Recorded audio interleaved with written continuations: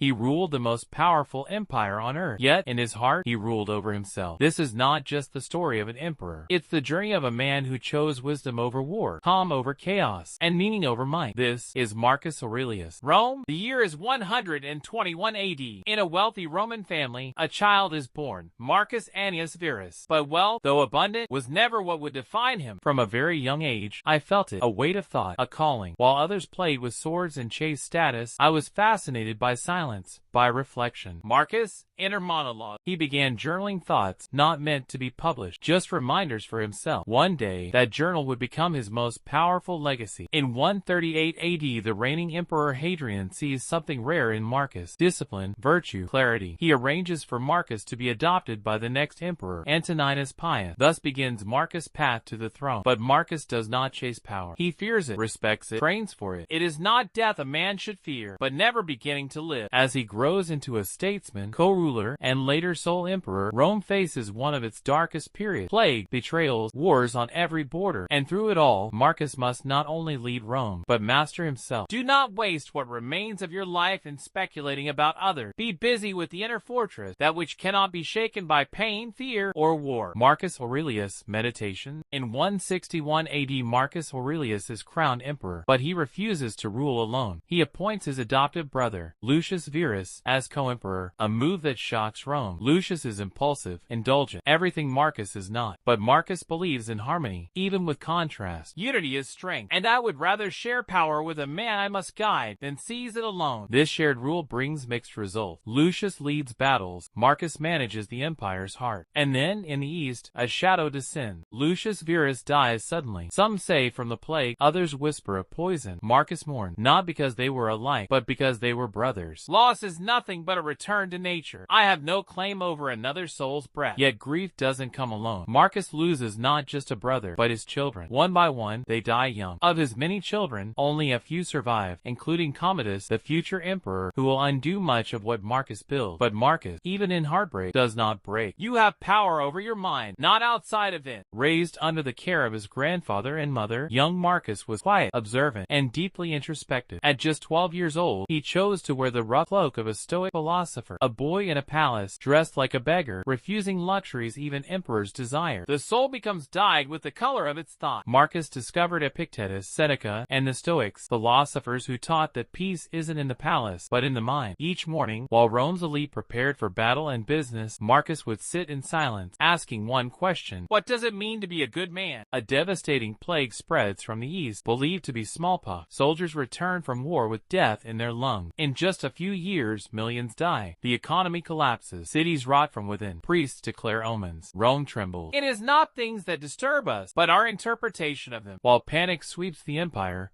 Marcus writes, not laws, not speeches, but philosophy, to ground himself and his people. In dimly lit rooms, by candlelight, he pens meditations that speak to all of us, even now. You could leave life right now. Let that determine what you do and say and think. A devastating plague spreads from the east, believed to be smallpox. Soldiers return from war with death in their lungs. In just a few years, millions die. The economy collapses. Cities rot from within. Priests declare omens. Rome trembles. It is not things that disturb us, but our interpretation of them. While panic sweeps the empire, Marcus writes, not speeches, but philosophy, to ground himself and his people. In dimly lit rooms, by candlelight, he pens meditations that speak to all of us, even now. You could leave life right now. Let that determine what you do and say and think. By now, Marcus is not only emperor, but a general. He leads Rome's legions against the Germanic tribes along the Danube frontier. Brutal winters, ambushes, starvation. He lives in tents, eats with soldiers, wears plain armor. And at night, he writes meditations. Begin each day by telling yourself, today I shall meet interference, ingratitude, insolence, disloyalty, ill will, and selfishness, all of them due to the offender's ignorance of what is good or evil. These are not just words, they are tools, survival mechanisms for the soul. Imagine him huddled under a blanket, hearing arrows whistle by writing, the best revenge is to be unlike him who performed the injury. Marcus is old now, tired, frail, his body wounded by age in war, but his mind as sharp and disciplined as ever. It is the year 180 AD. He leads one one final campaign against the Marcomanni, still fighting along the cold frontiers of northern Europe. His son Commodus joins him, but not with the same discipline or heart. Marcus watches the boy, golden-haired, arrogant, hungry for power. I taught him philosophy, but he only learned the throne. The emperor writes in his journal as if he knows. My time is near. I feel the weight of final days. Despite the bloodshed around him, Marcus never lets go of what truly matters: virtue, reason, kindness. He refuses to execute senators who speak against him. He forgives generals who fail. He funds public welfare, orphans, school, even while Rome is at war. He sees life not as a throne, but as a test. Waste no more time arguing about what a good man should be. Be one. Each line in Meditations feels like a whisper from the past, yet more relevant than ever. Musical notes, soft piano plus ancient string instruments fade in. Rise in the morning, think of what a precious privilege it is to be alive, to breathe, to think, to enjoy, to love. In a military camp near present-day Vienna, Marcus Aurelius falls ill. Some say of the plague, others of pure exhaustion. No palace, no ceremony, just a tent, a table, a copy of Epictetus, and silence. He closes his eyes and fades into the stillness he always pursued. Everything we see is a perspective, not the truth. What died was never yours. Marcus Aurelius dies at the age of 58. The philosopher king leaves not just a throne, but a spiritual legacy that will echo for centuries. Commodus becomes emperor. Everything his father was not. He glorifies his name, fights in arenas for show, dresses as Hercules, rules with fear. Historians will call him one of the worst emperors in Roman history. What does it mean when a lion gives birth to a serpent? Marcus tried to teach his son virtue, self-discipline, wisdom, but even a philosopher cannot dictate the soul of another. Still, Marcus did his part. He lived with intention, led with humility, died with peace. Centuries pass. Rome falls. Empires crumble. But one thing survives: Meditations, a book not written for glory, not meant to be published, but personal notes, like whispers from the soul. Today, we read his thoughts like they were written for us. The happiness of your life depends upon the quality of your thoughts. You have power over your mind, not outside events. When you arise in the morning, think of what a privilege it is to be alive. Every line, a candle in darkness. Every page, a mirror to our struggle. Marcus Aurelius did not leave behind an empire free of chaos. He left behind a blueprint for peace within chaos. And that's what matters. Live not as if you were destined to live forever. What's fated hangs over you. While you live, while it is in your power, be good. Final scene. Fade to black, soft wind blowing. Single candle flickers out. Calm. Closing line. He was the emperor who didn't want power. The philosopher who led armies. The man who taught us that no matter what chaos surrounds us, we still hold the power to rule ourselves. This was Marcus Aurelius.